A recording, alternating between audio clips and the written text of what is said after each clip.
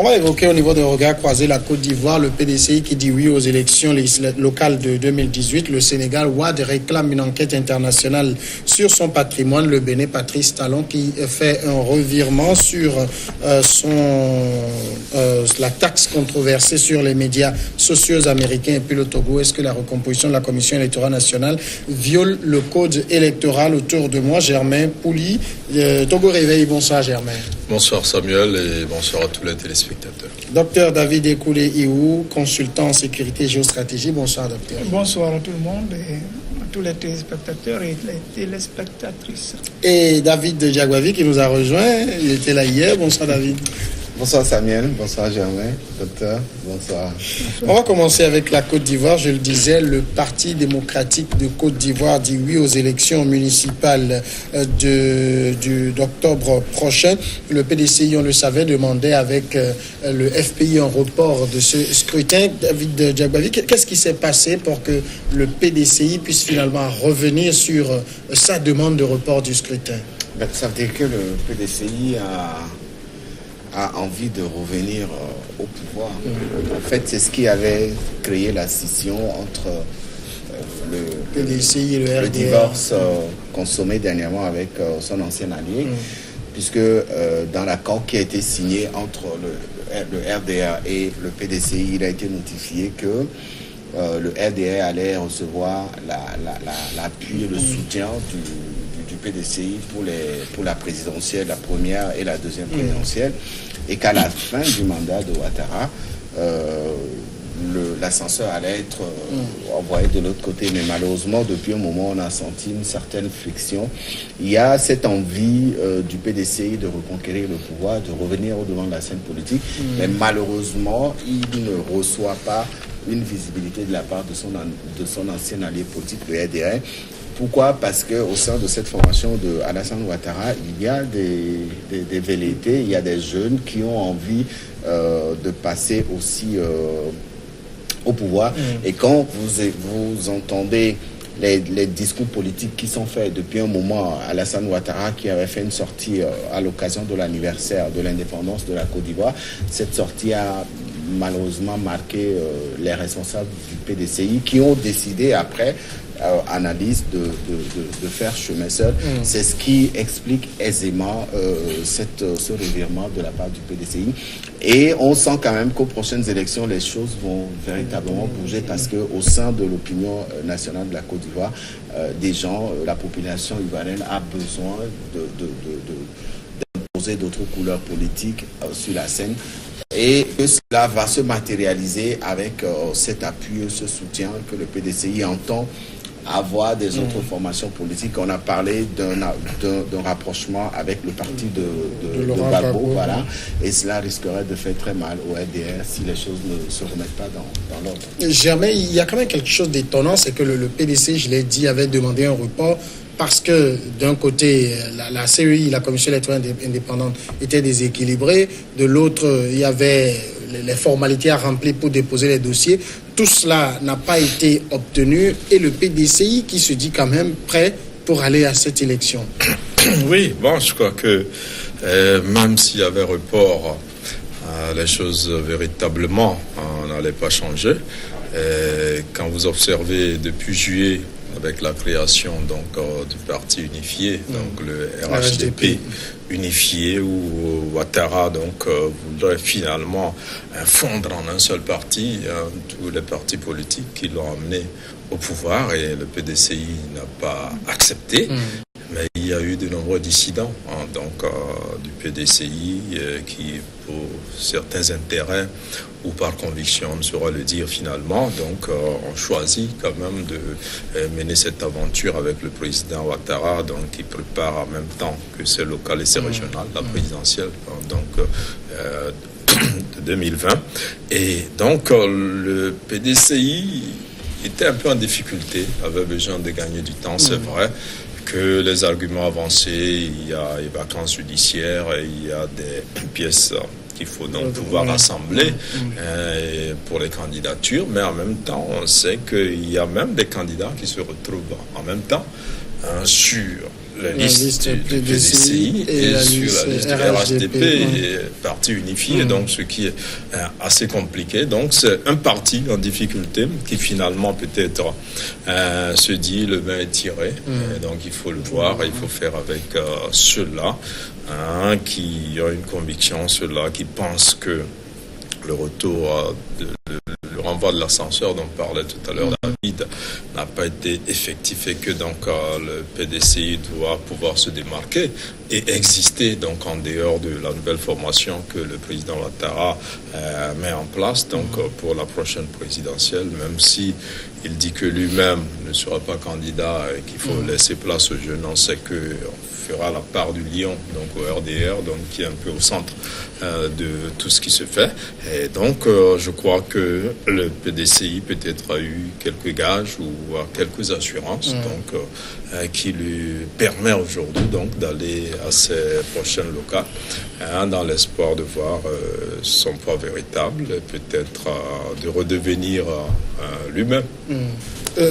Docteur Iou, ça veut dire aujourd'hui que le PDCI d'Arikona Bédié se sent capable de l'emporter afin de faire le maximum de communes dans ces élections locales? Oui, bon, il se sent capable. Il sait, ça a été une erreur monumentale lorsque cette fusion entre PDCI et RDR était faite. Tout le monde avait dit que c'était une erreur. Les partis ne se fondent pas l'un dans l'autre. Ou bien un parti ne se met pas dans le cul d'un autre, excusez-moi le terme.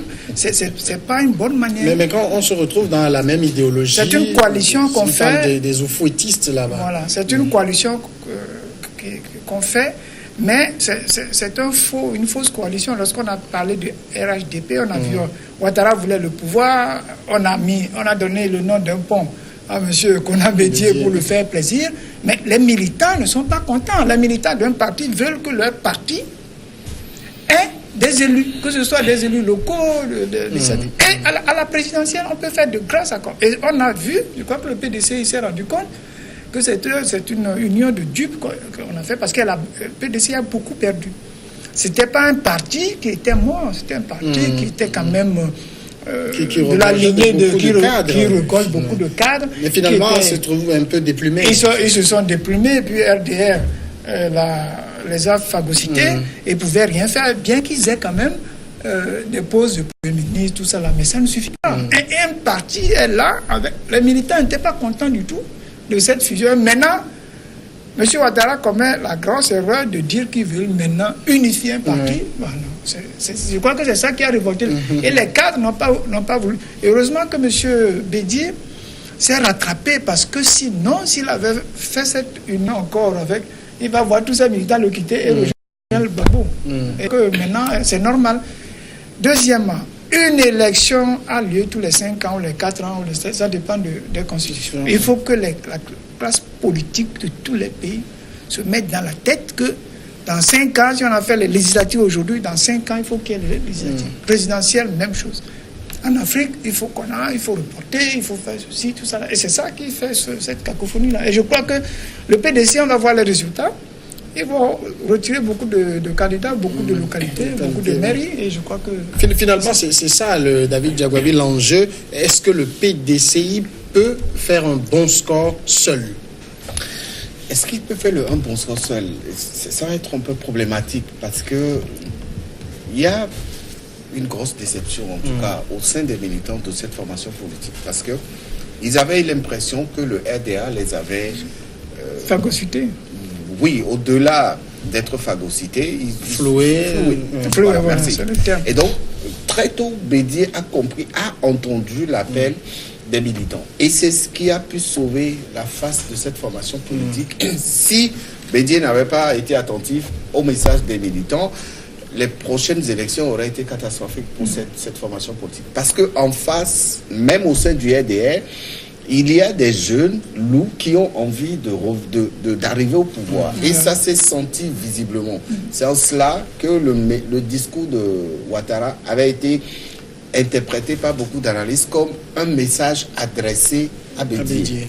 Et Bédié, en tant que sage ou en tant qu'ancien président, a dû faire recours à ses militants Ils ont organisé un congrès, il a écouté les messages des militants et quelques jours après, il a décidé de divorcer avec le RDR. Et donc, Bédié a aujourd'hui la capacité de pouvoir réunir, de pouvoir rassembler autour des valeurs politiques que cette formation défend, ces militants, pour que les prochaines élections puissent être en faveur de son parti politique. Mais aujourd'hui, le problème qui se pose au sein de l'opinion ivoirienne, c'est que est-ce que Bédié et sa formation politique ont encore les capacités nécessaires pour véritablement diriger la Côte d'Ivoire? Parce que la Côte d'Ivoire venait de sortir d'une crise post-électorale, il y a une guerre, le processus de réconciliation n'a pas pu donner ce que ça a donné. Et aussi, il faut pas passer sous silence le retour du FPI avec la libération de Madame Simone Gbagbo. Et donc, ce retour du FPI sur la scène politique ivoirienne risquerait de faire fragiliser les voix qui seront celles du PDCI. C'est justement ça, Germain Pouli, l'enjeu peut-être de ces élections. Ça va être un scrutin test pour chacune des grandes formations. Oui, tout à fait. Je crois qu'on va revenir à la situation d'avant la guerre. C'est vrai que Ouattara en demandant eu le temps d'étendre cette tentacule, de débaucher un certain cadre de PDCI, mais en même temps, il y a eu beaucoup de déceptions au cours de ces deux mandats. On a vu aussi le camp Soro, dont on ne parle pas beaucoup, qui aussi ne se manifeste pas et qui essaie même de se rapprocher des trois camps, du RDR, du FPI et du PDCI. Donc, dont lui aussi attend peut-être le bon moment pour jouer sa carte. Et on sait aussi qu'il n'est pas un acteur non négligeable, même si véritablement il n'a pas fondé une formation d'une grande envergure. On sait un peu qu'il a un poids réel et pour le moment il est là. Et donc je crois que tout va se jouer comme avant la guerre. Et le PDCI, qui est un grand parti, qui a aidé quand même le RDR à remporter dans les urnes, même si les élections n'ont pas été totalement claires, malgré la supervision ou l'organisation de cette élection par l'ONU, puisque finalement c'est par la force que Gbagbo a été... On va marquer la pause, on est déjà à la demi-heure, on marque la pause et on reviendra naturellement sur la Côte d'Ivoire.